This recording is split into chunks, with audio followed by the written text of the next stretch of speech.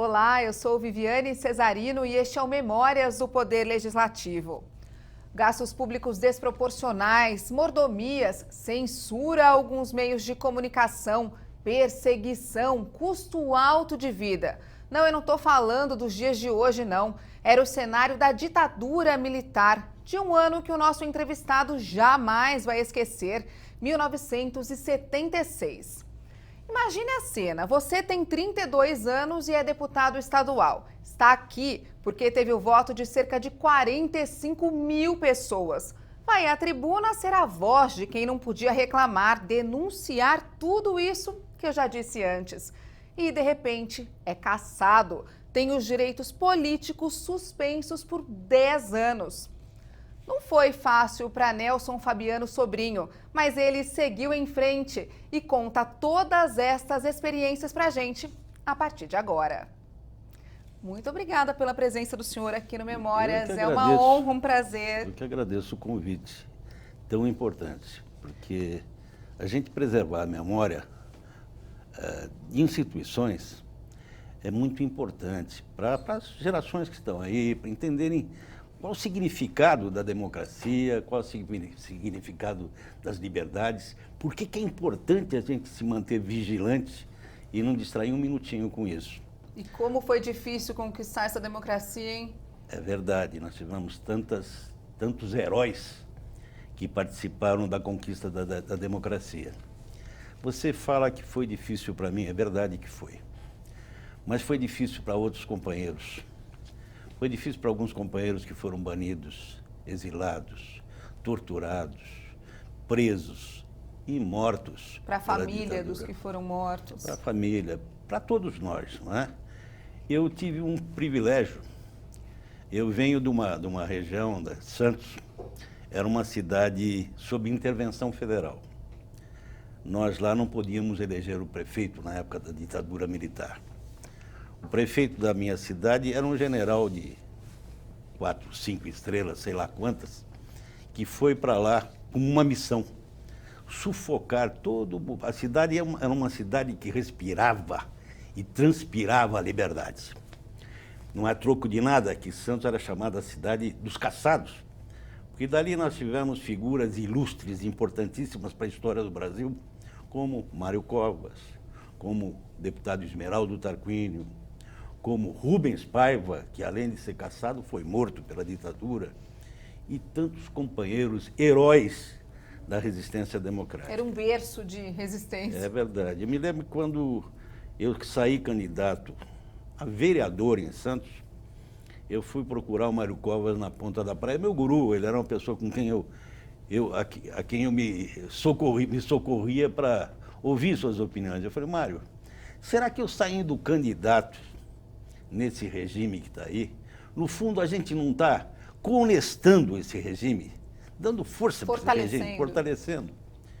E o Mário falou o seguinte, olha, Fabiano, se você usar a tribuna uma única vez que seja, para impedir uma violência contra uma única pessoa humana, o teu mandato já valeu a pena. E foi ouvindo isso que eu me dediquei exclusivamente à luta pelo Estado de Direito. Na minha cidade, como vereador, a gente estava numa Câmara minoritária, eu pertencia ao MDB. Na época você tinha apenas 2 partidos, MDB e Arena. Eu pertencia ao MDB. E nós éramos uma bancada minoritária numa cidade sob intervenção federal militar. E considerada a cidade, a vermelha, como era tida pelo escritor Jorge Amado. Pois bem, nós fizemos uma resistência ali. Ali eu aprendi a lutar. Falei, vale a pena lutar. Não, mas perde no voto, não importa. Enquanto você resiste, enquanto você coloca a tua palavra a favor das liberdades públicas, individuais, a favor do Estado de Direito, você está justificando, vale a pena.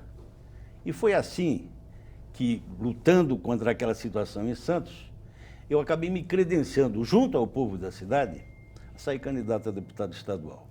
Só vou fazer uma pausa para eu lembrar um pouquinho desse tempo na Perdão. Câmara de Vereadores. O senhor foi eleito em 1972. Sim.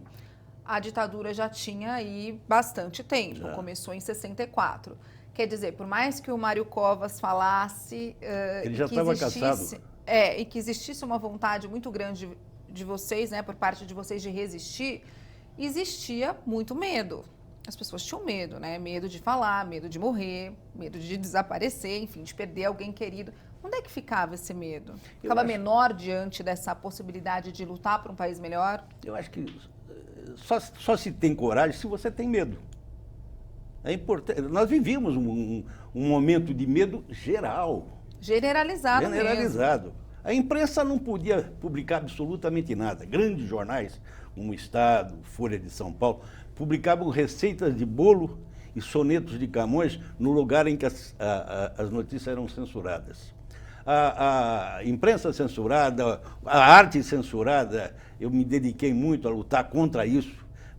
Tive grandes companheiros, como Plínio Marcos, da minha terra, que tinha suas principais obras censuradas e coisas assim. Então, o nosso trabalho, medo existia, medo físico. Naquele tempo, você ser político obrigava você a ter coragem até física. Muito mais do que emocional. Também emocional, mas a gente vivia em permanente estado de tensão. De alerta. Você tinha os seus telefones censurados o tempo todo, você tinha os seus passos seguidos o tempo todo. Por quem? Pelo DOI-CODE, pelo pessoal do Exército, pelo pessoal do DOPS que te vigiava. E vigiava por quê? Porque eles temiam o crescimento desse sentimento de liberdade. Não é? Era um sentimento que contaminava, né? Mas foi assim mesmo. Depois do golpe de 64, nós tivemos um golpe de 68, nós estamos em 1972. Nesse tempo, o ditador de plantão era o general Ernesto Geisel. Esse general, depois de perseguir muita gente, em 75 e 76, ele patrocinava essa coisa chamada DOI-CODE. Aqui, no DOI-CODE, no final de 75, eu estava no exercício do mandato de deputado estadual, se assassinou o jornalista Vladimir Herzog, que era diretor do jornal da TV Cultura do Estado. Foi morto dentro do DOI-CODE do Segundo Exército. Então aí eu já no exercício de deputado estadual, nós aqui na Assembleia, aqueles que pertenciam ao MDB e que tinham um compromisso com esses princípios democráticos, nós não nos calamos. O meu papel aqui na Assembleia, Viviane, antes de ser autor de leis e diabo, era de ir para o plenário e noticiar a prisão entre aspas, que as pessoas eram sequestradas no meio da rua. Sumiu.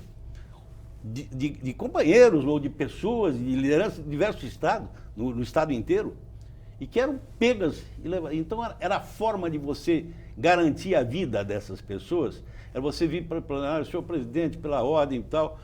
Eu era vice-líder da bancada do MDB, e era esse o meu papel aqui na Assembleia. Hoje, às 13 horas, em Sorocaba, na rua tal, etc., o sindicalista fulano de tal foi pego por uma perua C-14 e deve estar dentro do DOI-CODE do Segundo Exército. Isso saía no Diário Oficial no dia seguinte. Era uma denúncia publicada. Não, saía. Isso oficializava a prisão, porque muitos simplesmente desapareciam. Entendi. Então, quando você me pergunta, era um momento de medo? Era de profundo medo. E eu penso que nesse medo nós encontramos a força para nos rebelarmos e avançarmos como de fato avançamos até essa democracia que a gente vive hoje. E lá na Câmara de Santos, o general era o Bandeira Brasil? Era Clóvis Bandeira Brasil. E como que foi a primeira vez? O senhor lembra que o senhor subiu na tribuna e enfrentou ali o general que estava mais próximo, né? Quando eu cheguei, eu era muito jovem. Você chegou aqui com 32? Com 30, lá? 31, 32, 30, eu fui caçado com 32. Cheguei aqui com 30. Lá eu cheguei, eu acho, com 27, uma coisa assim. Muito jovem. Muito jovem. Mas eu era advogado. E acreditava que justiça a justiça precisa ser feita de forma plena. Né? Justiça social, não pode haver justiça num país sem Estado de Direito. Né? Então, eu, embora jovem, eu cheguei na Câmara para cumprir um papel que achava que tinha que cumprir naquele instante. Os vereadores mais antigos, mesmo do meu partido... Mesmo do MDB? Mesmo do MDB, falaram, vai com calma. Esse moleque é doido. Vai com calma. Isso aqui não é assim, tem que ir com calma. O homem é general. Bom, eu falei, olha, não tem isso. Não tem que ter calma. Tem que ir lá e falar. E a primeira coisa que eu fiz foi apresentar um projeto de lei revogando a verba de mordomia do prefeito, do interventor. Desse general Bandeira brasileiro. General Bandeira. Ele chegou em Santos, estava acostumado, ele falou, eu vou para Santos. Ele não queria ir para Santos. Ele era amigo do general Geisel, ele queria outra coisa. Ele queria uma embaixada em Paris ou qualquer coisa mais assim. chique. Mas eu vou para Santos, o que eu vou fazer lá naquela cidade, etc. E veio para Santos com algumas condições. Uma das condições era residência, normal, pagamento de todas as despesas domésticas, a empregada doméstica, aluguel, etc. E tal. Tal. Ele poder empregar o filho na prefeitura, colocá-lo na Prodesan, na empresa que era do município, e foi estabelecido para isso uma verba chamada verba de mordomia. O próprio nome já dizia, verba de mordomia. Foi a primeira vez que se falou em mordomia no Brasil, foi graças a mim, modéstia à parte. Eu entrei com um projeto revogando a verba de mordomia do prefeito. Ai, meu Deus, foi um escândalo, isso se discutia. E o prefeito manda a bancada votar contra, mas aquilo ganhou foros, inclusive, fora da região. Cresceu. Então, o jornal Estado de São Paulo, o jornal da Tarde, naquela época havia o Jornal da Tarde, publicou uma grande reportagem sobre isso e enfureceu, o interventor ficou furioso. Mas valeu a pena. Eu perdi a votação. Qual foi o resultado? Isso que eu ia perguntar. Perdi, porque a gente era minoria. Mas pela primeira vez se colocava uma questão dessa forma. Se questionava. Se questionava. E era uma mordomia, deputado, em valor de hoje, quanto mais ou menos? Não, era uma coisa alta? Não sei te dizer, mas imagina, você pagava os aluguéis, pagava o motorista, pagava a empregada, pagava tudo. E todo mundo na maior dificuldade financeira, né? O país vivia o arroxo. Nós estávamos vivendo um sistema do arroxo salarial, não havia aumento, não havia coisa nenhuma. O trabalhador, não havia greve, não havia nada. Você era submetido a um sistema que era um sistema profundo, era ditadura. Eu acho, Viviane, você é muito jovem, graças a Deus. Eu não sou mas você não sabe o que é isso. É por isso que eu pergunto do medo. Quando você iniciou a tua fala, você tentou estabelecer um paralelo entre o que nós estamos vivendo hoje e o que nós vivíamos naquele... Não, o que vivia naquele... Porque é importante vocês gravarem isso mesmo, porque nós temos que passar a mostrar para a juventude, apesar de todos os erros que nós estamos assistindo hoje, corrupção, que não são poucos, abusos de mandato, etc. e tal, é melhor isto do que a pior ditadura, do que a melhor ditadura. Não é possível você viver sem liberdade. Quer dizer, pelo menos hoje, você abre o jornal e lê que um senador foi preso. No exercício do mandato. Porque estava abusando do seu mandato, estava fazendo coisas... Isso é bom. É bom que a gente saiba que existe corrupção na máquina pública. É bom. É bom. Deixa eu abrir um parênteses da corrupção, porque a corrupção acho que não mudou muita coisa pelo jeito. Ó, esse aqui é um jornalzinho que um amigo do senhor emprestou pra gente, ó, para conhecer a sua história. Eu tava vendo de uma campanha que nós vamos contar mais pra frente, né? Sim. Depois da cassação, enfim, do mandato. E aí ele tem uma série de ideias do senhor aqui na época. Então, uma das ideias era uma guerra contra os corruptos. A corrupção, especialmente nos meios do governo, tem se constituído numa das mais graves doenças do país. Ela é culpada, em grande parte, pelas nossas dificuldades econômicas e sociais. Sim, sim. Está tão atual isso hoje, poxa? Não, eles conseguiram fazer mais hoje. Em termos de corrupção, então a gente... Você tem uma corrupção sistêmica que é diferente dessa corrupção que está aí. Agora, naquele tempo da ditadura, a corrupção não vinha à tona. Nós não sabemos. Ninguém ficava sabendo. Nós não sabemos quanto foi gasto na Belém-Brasília. Nós não sabemos quanto foi gasto na ponte Rio-Niterói. E, segundo dizem, houve superfaturamento nessas obras. E algumas faraônicas que foram, ferrovias que ficaram no meio do caminho e coisas que tais. Porém, hoje, pelo menos, você tem a possibilidade de ver, ler, se organizar contra isso, se você quiser. Você tem um judiciário que está exercendo o seu papel. O judiciário, naquele tempo, quando veio o golpe militar de 64, os ministros, desembargadores, que tinham uma posição mais liberal, foram cassados. A gente esquece. A cassação não foi só de político, não. Se caçou muito militar. Não é? Então, o regime, a ditadura, seja ela de direita, de esquerda, de centro, o que for, não presta. E é importante essa geração que está aqui, que às vezes se sente desesperançada. Com certeza. É normal. Você vê o que está acontecendo, fala, mas desanimada mesmo. Mas não pode. Eu digo o seguinte, quer dizer, nós temos que ir lutar, nos organizarmos, irmos contra isso tudo, porque nós temos espaço para isso. Naquele tempo se tentava fazer isso, as pessoas eram presas, mortas, torturadas, caçadas, exiladas, banidas. Isso, os jornais eram calados. Então não dá para comparar, não.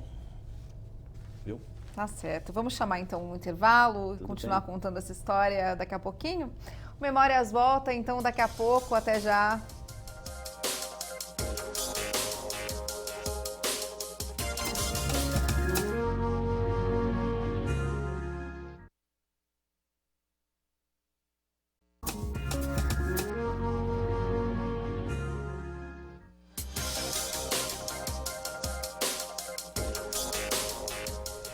Memórias do Poder Legislativo está de volta e a gente continua conversando com o Nelson Fabiano, ex-deputado estadual, que está contando para a gente um monte de experiência importante no combate contra a ditadura, uma experiência difícil que ele teve aqui de ter sido cassado por conta da perseguição, né, pelo regime militar.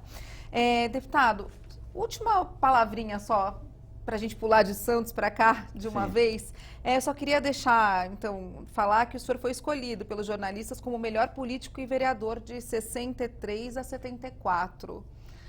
Então era reconhecido esse trabalho por muita gente. Eu acho que nós fizemos um trabalho bacana lá em Santos. Eu e a minha bancada. Tinha uma bancada que, a bancada de vereadores de Santos, produziu figuras interessantíssimas. O Marcelo Gatto, por exemplo, que era meu colega de Câmara. Amigo.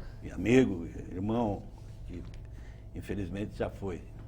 O Marcelo foi vereador comigo lá em Santos nessa época, foi um companheirão de lutas. O Emílio Justo, que foi vereador também na Câmara de Santos, depois foi deputado estadual.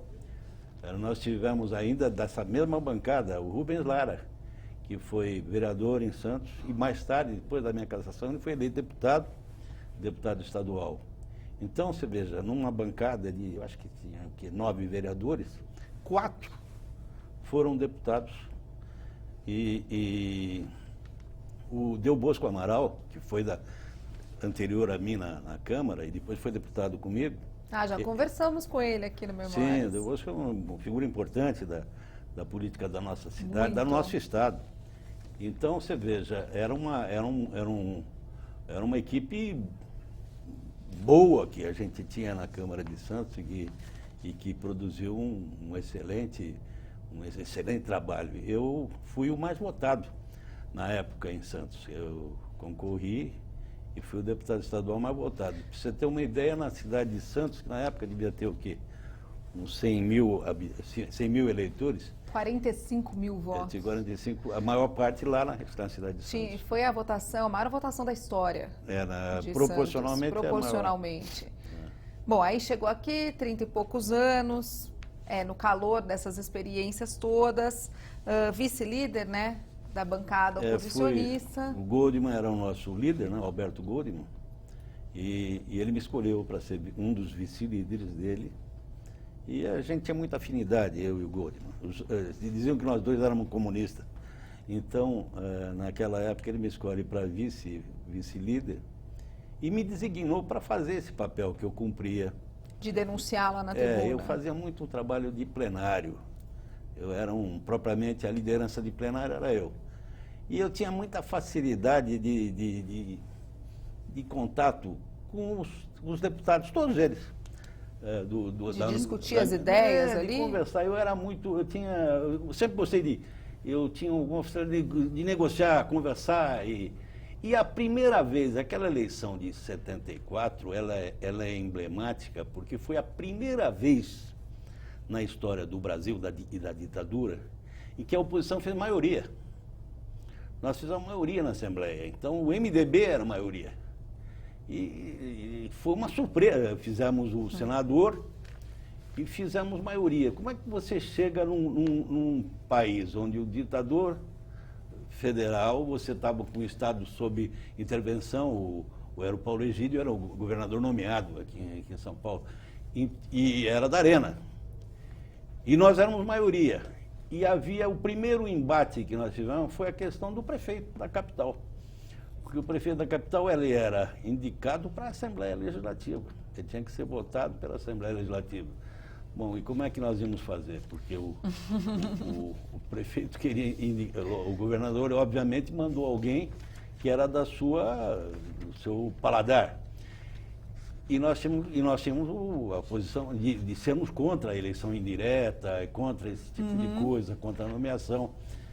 Mas a cidade precisava ser... Eu me lembro que nós ficamos nesse impasse, discutimos o que nós tínhamos que fazer, etc. E, de repente, aparece aqui em São Paulo, como que para dar um caminho, e deu o ex-senador Paulo Brossard, do Rio Grande do Sul. Ele vem aqui e falou, olha, se eu estivesse na posição de vocês, eu iria indagar de mim mesmo se a pessoa que está sendo indicada pelo governador é uma pessoa que reúne condições pessoais, técnicas, morais, para ser prefeito de São Paulo. Se ele tivesse, eu votaria, porque a cidade tem que andar, não é? E realmente a pessoa indicada foi o Olavo Setúbal, que era sem dúvida um homem capaz, sério, e que tinha condições para gerenciar essa cidade, gerenciar muitos países do mundo, né? Então o Setúbal assume, mas foi a primeira situação que de nós impasse. E tivemos várias, né? Mas diga-se de passagem, eu quero fazer jus. O Paulo Egídio, que era governador de estado, embora fosse da Arena, embora fosse um governador nomeado, ele era um democrata. Ele era? Ele era, eu considero, porque está vivo. Ele era um democrata. Ele estava numa situação, mas nós tivemos um relacionamento muito bom com o Paulo Egídio. Agora, deputado, quando o senhor fala dessa questão da maioria de oposição, que era um fato inédito, novo, inédito, enfim, eu queria só entender se o senhor concorda que esse é um dos motivos que fazem com que a Assembleia tenha tido um papel de relevância no combate à ditadura, de repente diferente do que as outras Assembleias estaduais, que é um fator que quase todos os nossos entrevistados que falam desse período comentam? Não, eu acho que sim, porque, primeiro, a Assembleia é de São Paulo, não é qualquer Assembleia. É a Assembleia do principal Estado da nação que, pela primeira vez, elege uma maioria de oposição. Revelava já naquele momento que a maior parte da população do Estado era contra o regime. Estava insatisfeita. Era contra aquele regime. Então, aí, voltando um pouco à coisa, esse ano, o general Geisel se dedicou a São Paulo. 74? 75. 75. Foi um ano de perseguições, de prisões arbitrárias, de desaparecimentos, de assassinatos. E a Assembleia Legislativa cumpria um papel importante. Eu vou contar uma passagem para vocês, eu não devia contar. Não, conta sim. Não faz isso com uma jornalista, agora conta. Porque é um momento difícil. Nós tínhamos companheiros presos dentro do DOI-CODE aqui na Rua Tutóia. Sabíamos que a tortura estava graçando lá dentro, que aqueles cárceres, se contassem as histórias todas que se passaram lá dentro, é história de terror mesmo. Como eles dizem, a tortura era política pública, né? Então, no final do ano, o senador Zancanero é indicado para o Tribunal de Contas do Estado de São Paulo. Senador, biônico, é bem verdade, mas ele resolve deixar o mandato de senador para conseguir essa sinecura, que é ser conselheiro do Tribunal de Contas do Estado. Nós tínhamos maioria e chegou aquele instante que nós podíamos rejeitar aquela indicação. O líder da Arena é o falecido deputado, pessoa com quem eu me dava muito bem, Nabi Chedi. E eu falamos, olha, Nabi, aí foi eu, Goldman e outros companheiros, nós queremos tirar aquele pessoal de dentro da cadeia, alguns que nós conhecíamos, né? De dentro do DOI-CODE. Esse foi o preço que custou a eleição do Zancanero. Para o Tribunal de Contas. Nós soltamos vários da prisão e valeu a pena. Olha só. Valeu a pena. E qual que foi a reação dele a hora que vocês propuseram Ele topou, essa troca? Ele topou, levou a proposta ao governador, o governador que tinha, lógico, ele tinha influência com o presidente da República, e negociamos, soltamos vários daquele. Eu me lembro que algumas das pessoas que foram presas e saíram, vieram aqui à Assembleia agradecer. Vieram dizer obrigada. E eu falei, não, você vai ter que agradecer ao Nabi Chedi, líder da Arena. E eles foram à presidência da Assembleia, que na época eu acho que era o Leonel Júlio, que era o presidente da Assembleia. E ali eles relataram o que tinham passado lá dentro. E eu vi deputado da Arena falando, não posso acreditar que isso esteja acontecendo. E chorava ouvindo. Tortura mesmo. Torturavam meninas, moças de 20, 21 anos de idade. Uma delas falou, eu sou virgem, eu não posso. E a pessoa foi pendurada, tomou choque na vagina e foi humilhada lá dentro. Sabe? Então, muito cruel. Nós, se conseguir tirar aquelas pessoas lá de dentro, uma que fosse, aí eu lembrei da conversa que eu tive com o Mário Covas, né? Uma pessoa que você salve. Já tinha valido a pena. Então, o meu mandato valeu a pena. No final do ano, nós tivemos o assassinato do Herzog. E aí, eu me pronunciei sobre isso. E fiz um discurso, eu e o Marcelo Gatto, onde eu me lembro bem as palavras que eu usei. Eu falei assim, todos esses processos que saíram do DOI-CODE, eles têm um vício insanável na sua origem, uma nulidade insanável na sua origem, que é a violência contra a pessoa humana. Eles nada valem. Isso eu falei no final do ano, no Natal, no dia seguinte ao Natal, bate à porta da minha casa em Santos, o delegado de polícia, excelente figura, que depois ficou meu amigo até, o Roosman. Ele falou, deputado, eu estou aqui com uma missão desagradável. Um pouco chata. Falei, pode falar o que é. Não, é sobre um pronunciamento seu, etc. Sei, o que tem? Não, o secretário da Segurança, que na época, depois virou deputado, o coronel Erasmo Dias, está chamando o senhor para São Paulo para um inquérito que eles vão instaurar sobre isso. Falei, ótimo. Quando é que vai ser isso? Não é agora. Como agora? Não agora, eu estou com uma viatura aqui esperando o senhor. Eu falei, então estou sendo preso. É um convite? Não é um convite, eu estou sendo preso nesse instante. Não, se o senhor quiser, o senhor vai. Aí ele liga da minha casa para o coronel Erasmo Dias para dizer, olha, o deputado está aceitando bem a coisa e tal. É saída voluntária. Pode. Então aí me fala, não, pode levar com o carro dele então. Marcaram para um determinado horário da tarde que eu deveria ir. Eu falei, bom, eu saí e fui visitar o Gato, morava pertinho da minha casa, Marcelo Gato.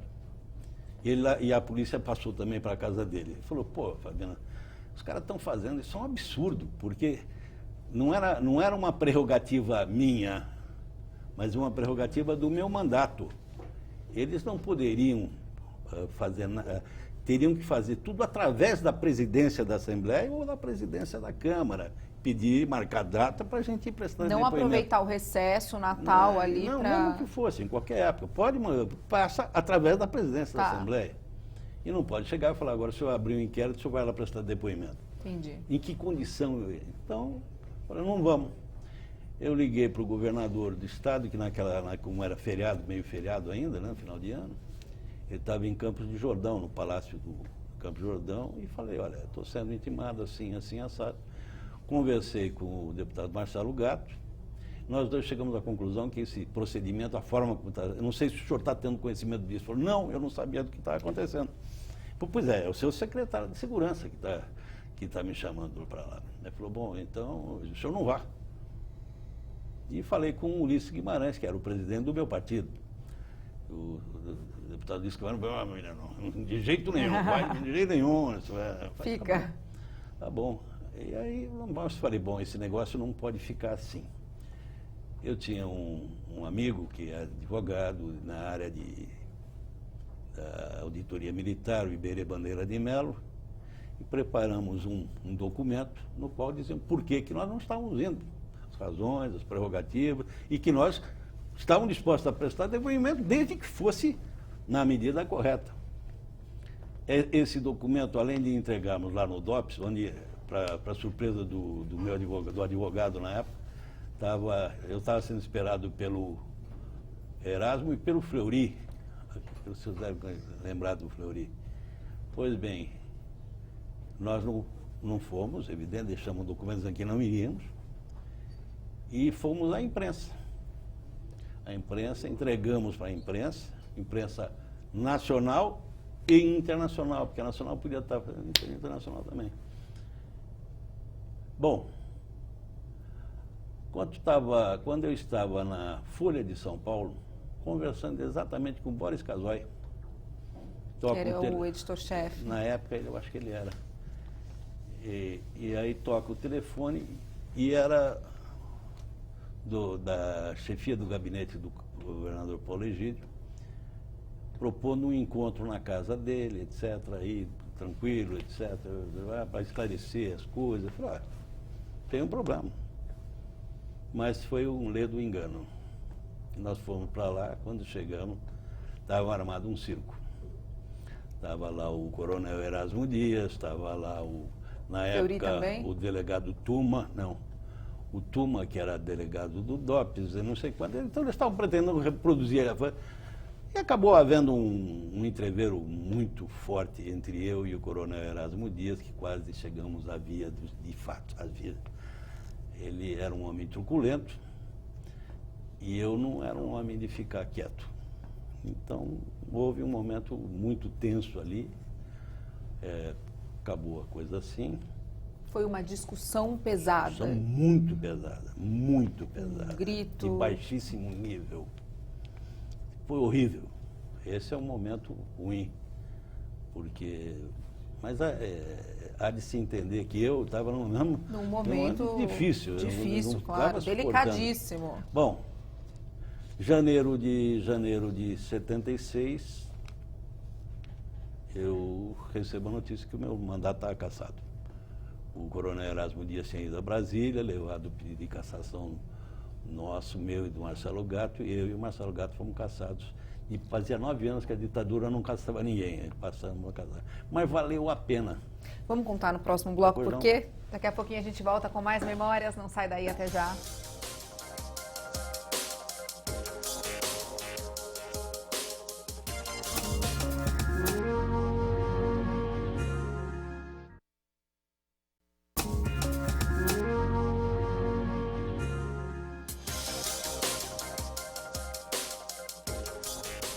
O Memórias do Poder Legislativo está de volta. A gente continua entrevistando o deputado Nelson Fabiano, que parou na hora H no último bloco, contando para a gente como é que foi receber essa notícia de que estava sendo cassado, de que estava tendo mandato cassado pela ditadura militar. Como é que foi receber essa notícia? Eu recebi ao lado da minha ex-mulher e ela começou a chorar. Eu falei, não pode chorar. Vamos, cabeça erguida. Eu não vou me caçar. E não me cacei. Eu nunca parei de fazer política por causa da cassação. A partir daquele instante... Só estava fazendo fora de um mandato. Fora de mandato. Eu ia dizendo para você no final que valeu a pena a minha cassação. Lógico que eu queria ter o meu mandato. Lógico que eu queria exercer meu mandato, mas mandato foi feito para ser exercido, não para ser preservado. E eu exerci o meu mandato na plenitude daquilo que eu podia exercer. E não me arrependo absolutamente de nada do que fiz. Ao contrário, eu acho que a partir dali, coincidentemente, no momento da cassação do meu mandato, do Marcelo Gato, se iniciou um processo de abertura no país. Foi aquele ano de 75, o general Ernesto Geisel estava também sendo vítima de uma trama que ocorria no próprio Palácio. Verdade. O general Silvio Frota, que era o ministro do Exército dele, tramava claramente a sua derrubada. Então, a saída foi essa. O caminho ali, em 75, após Herzog, após a morte do Fiel Filho. O Fiel Filho foi morto 3 dias depois da minha cassação. E eu saí na rua, em desfile. Não tinha tribuna, mas tinha rua. E eu fui para a rua. Participamos daquilo, participamos depois pela luta pela Constituinte. Participei ativamente, aí já no governo Mário Covas, como prefeito de São Paulo, ativamente da luta pelas diretas, direta já. O primeiro comício feito na Praça da Sé, eu fui designado pelo Mário Covas, como secretário de governo que eu era, a organizar, participar da organização daquilo. Nós não sabíamos como é que ia ser, como é que não ia ser. O governador Montoro, figura maravilhosa da política, um democrata, um homem de bem, e de uma visão incrível. Ele chega e fala assim, vamos fazer no dia 25 de janeiro. Eu falei, mas 25 de janeiro é feriado em São Paulo. Aniversário de São Paulo. Aniversário vai ser feriado. Eu falei, não importa. Nós vamos arriscar, vamos fazer no dia 25 de janeiro. Quando nós fomos para a Praça da Sé, lógico, mobilizamos gente. É verdade que colocamos metrô para funcionar a favor do povo, o povo andar naquele dia. É verdade tudo isso. Mas nós não sabíamos o que ia ser. De repente, a gente vê aquela multidão na Praça da Sé pedindo eleições diretas no Brasil, não é? Deve ter sido demais. Meu Deus do céu. O meu coração até hoje bate forte quando eu me lembro daquela coisa. É de arrepiar, de lembrar. Então, isso tudo, depois nós conseguimos a eleição, perdemos no colégio eleitoral, perdemos a eleição direta, mas fomos no colégio eleitoral, Tancredo, Sarney, o que vai se fazer? E aí vai. Né?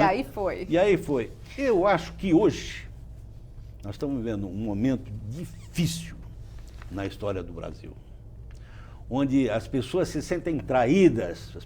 Agora, tem que se começar a pensar o seguinte, eu acho que se eu elegi alguém que depois se revelou de outra forma, as razões pelas quais eu votei eram corretas e continuam sendo. A pessoa que se desvirtuou de repente. E o processo democrático bom é isso. É você poder falar, bom, nós podemos mudar. A Argentina está mudando. A Argentina não mudou. Se Deus quiser, a Venezuela muda. Se Deus quiser, a América Latina muda. E olha, eu sempre fui tido como um homem de esquerda. Mas eu acho que isso não é... Tinha uma suspeita de que o senhor era comunista também. Tinha suspeita não, eu era mesmo. Era? Eu pertencia ao Partido Comunista. Não pertenço mais, até porque nem existe mais, é outra coisa. Mas continuo tendo um pensamento de esquerda. Só que eu acho que aqui, isso que está aí não é esquerda, nunca foi. Esses que tomaram o poder enganaram o povo brasileiro. Eles não são esquerda, no sentido que eu penso que é esquerda, que busca efetivamente... Ideológica, sim. Busca justiça social. Não pode existir esquerda sem liberdade. Não pode existir esquerda sem democracia. Duas coisas a gente escuta nessa crise toda que a gente vive. A gente escuta a gente defendendo a volta dos militares, isso quem foi para a rua nessas manifestações todas, essa de março enorme que teve, a gente escuta, e a gente escuta muita gente dizendo que não valeu a pena, que tudo que vocês lutaram hoje parece que foi em vão pelo atual cenário. Eu até entendo, o descrédito que a classe política, com justiça está sendo vítima. Não há condição de continuar esse sistema político que está aí, porque ele é malandro, ele é safado, ele é imoral, ele é corrupto e corruptor.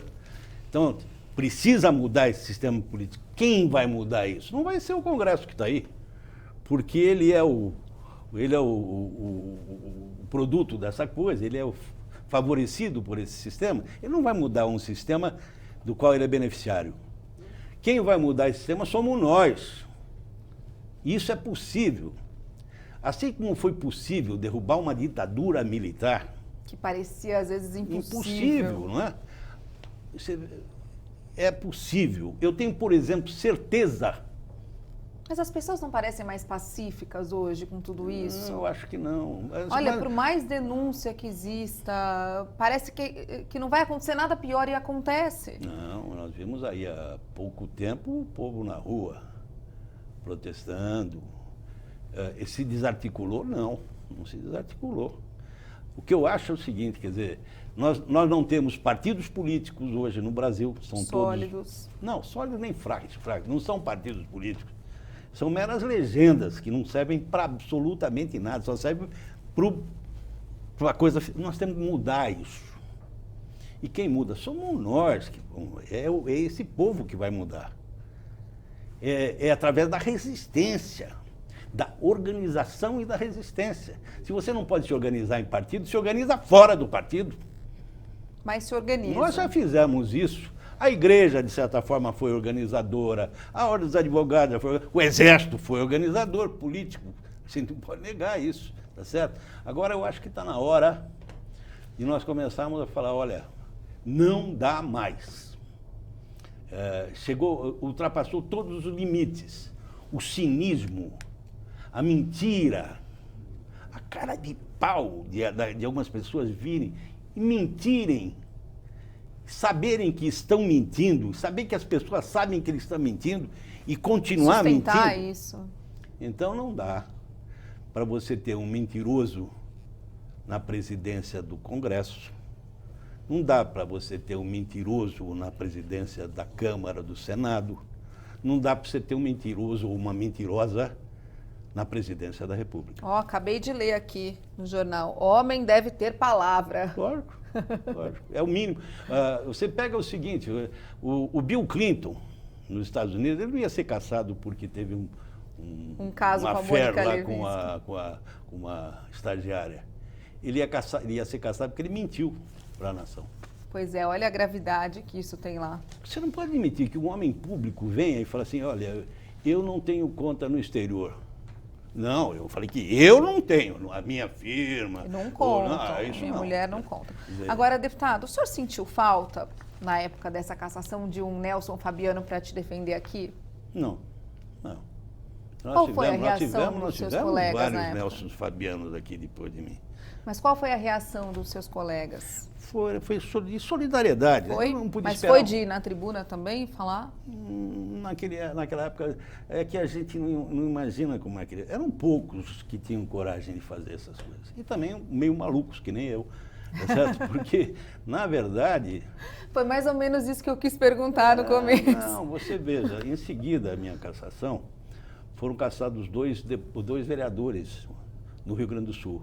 Um vereador e um deputado, Mauro Miller e o Nadir Rossetti. Depois foi cassado o Lisânias Maciel, deputado federal pelo Rio de Janeiro. Depois foi cassado o Alencar Furtado, que era líder do MDB. E acho que esse foi o último. que foi cassado. Depois não houve mais cassação política. Então, nós estávamos vivendo um momento em que ainda havia uma repressão e as pessoas tinham... Eu acho que ninguém tinha que se expor, mas, no meu caso, eu achava que eu tinha que cumprir o meu mandato. Política não é profissão. Política é um exercício de cidadania, esse que é essa questão. Então, eu não tinha que preservar o mandato, eu tinha que exercer. A gente está acabando, então, o nosso programa. A gente tem pouquinho tempo, mas eu quero ler umas últimas palavras aqui, de novo, né, do jornal. Chama Minha Crença, um texto que o senhor fez lá na década de 80. Vamos ver se eu continuo acreditando. Então, pois é isso que eu quero saber, se ainda bate, né? Acredito, é só um trechinho final, né, de um texto todo. Acredito no homem como indivíduo. Ele é o ser político e livre, que realiza a justiça e constitui o povo. Seus sonhos, suas ideias, seus erros, seu amor, sua alegria são a minha crença. Continuo pensando do mesmo jeito. Aliás, se eu tivesse sabido disso, eu teria. Porque é isso mesmo que eu penso, tá certo? Então, isso não mudou. Isso e essa esperança. Eu acho que o papel nosso agora é retomar a esperança. Um povo sem esperança, sem acreditar que ele é agente da mudança, que ele pode ser o fator transformador da mudança, se ele não acreditar nisso, aí não vale a pena nada, nem viver. Não é? Então, eu deixo essa mensagem mesmo. Que sejam as últimas, que não sejam as últimas palavras. Não, pelo amor de Deus. Mas que é a mensagem que eu deixaria para os jovens, principalmente, que não troquem a liberdade por nada, né? E que acreditem que ele é o agente dessa história, ele é o agente da história. Esperança. Vamos dedicar esse programa para o Marcelo Gatto, então, que fez parte dessa história toda também. Que coisa boa você sem dúvida, eu trago... Era um companheirão. A gente era meio dupla caipira, Gatto e Fabiano. Saudade do Gatto. Ele foi um grande deputado, um grande sindicalista e um grande democrata. Deputado, muito obrigada por dividir todas essas experiências com a gente, por ter contado aquela história do Tribunal de Contas que era inédita. Olha só, Memórias fazendo história mesmo. Muito obrigada. Eu que agradeço. O Memórias do Poder Legislativo fica por aqui para você. Muito obrigada pela audiência e até a próxima.